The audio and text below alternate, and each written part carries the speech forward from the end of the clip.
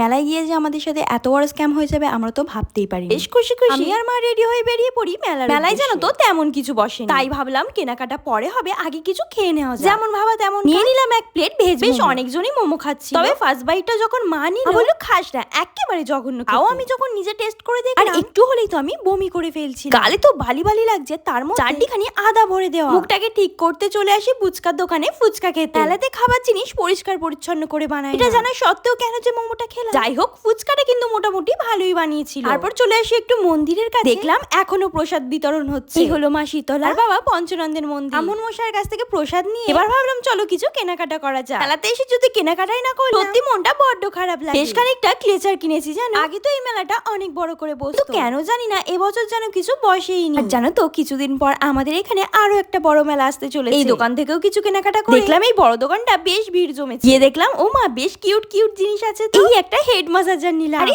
জানি অনেকদিন আগেই সবাই হয়তো ইউজ করে ফেলেছে। একটা আংটিও নিলাম এখান থেকে, বেশ ভালো ভালো চিরুনিও ছিল।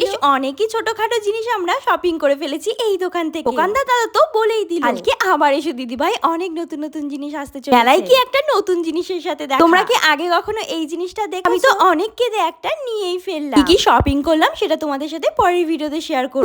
অনেক রাত হয়ে গেল, এখন তাহলে বাড়ির দিকে রওনা দিই।